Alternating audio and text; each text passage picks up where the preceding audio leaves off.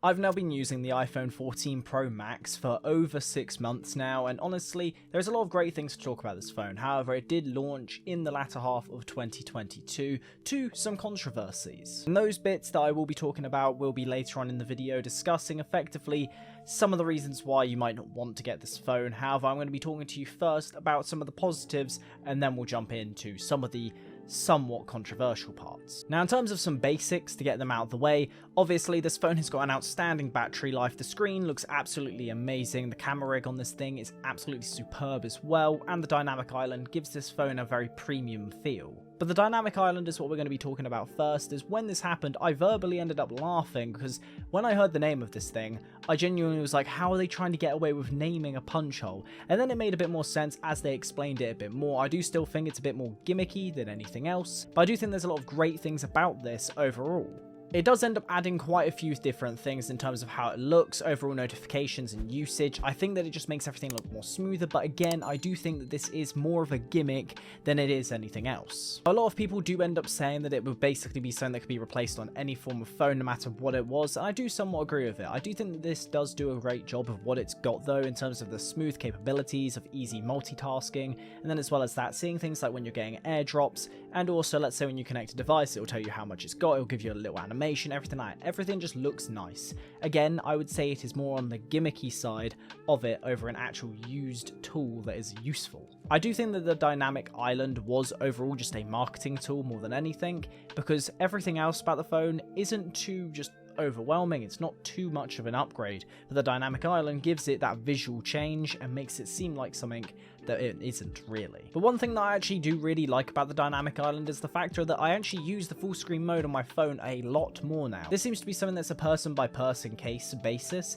However, in my opinion, I do think it's a lot nicer to watch on this because it at least goes all the way to the edges. Yes, you have that little cut hole, but overall I prefer that and just having that little glimpse of a full screen life over having the full notch cut out. Personally, that's my preferred, but I've seen a lot of tech reviewers online talking about this and basically saying the exact opposite to what I believe. So again, I think it is more of a use case scenario and who you are and what you prefer. Now, the cameras are something that I'd say were one of those really in-between areas for Apple this year, as it was really hyped up because obviously we were getting the 48 megapixels. However, in reality, if you're looking at it, personally, I don't really see much of a difference between a 48 megapixel on the 14 Pro and then the 13 Pro's 12. You obviously still have the exact same in terms of the ultra wide, both of them are pretty much identical, and then outside of that, on the 14 you end up getting a 3x telephoto lens instead of a 2x telephoto lens. However, on the 14 you also get the 2x because it crops in that 48 megapixel camera into a 12 to give you a secondary lens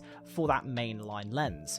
So overall, you basically get 4 in 1 with the 14 Pro. Outside of this, you don't really have anything else to talk about besides the always on display, which again, it's one of those things that is honestly not that useful. It ends up affecting the battery life a lot more than you would probably think. The 13 Pro Max that I had, I could go a day and a half, 2 days at times without needing to charge it, whereas this one I'm charging every single night. So it does get a little bit annoying, but the battery life, if you don't have the always on display, is still as good as that 13 Pro. But talking about the always on display, I would rather have it just completely turned off and then let's say the numbers just be really plain text than what we get with this one. Personally, I do think it's just a little bit annoying. I've gotten used to it, but personally, I'd rather have that than all the battery consumption that comes along with it. So overall, would I recommend this phone after 6 months of usage? To the average person, no. I'd probably say in terms of the 14 lineup, you might as well skip this one. If you've got a 12 and you're really desperate to upgrade, honestly, just get a 13. The 13s do everything the 14s do, maybe slightly worse. However, all round you're getting an outstanding phone, and it's definitely the one that I would recommend to anyone if you're going for an iPhone, especially nowadays. What you end up gaining with the 14 over the 13 is literally just the fact that the always on display exists, which again, who cares? And you also gain the camera, which is 48 megapixels, but again, you probably won't notice it as an average everyday user.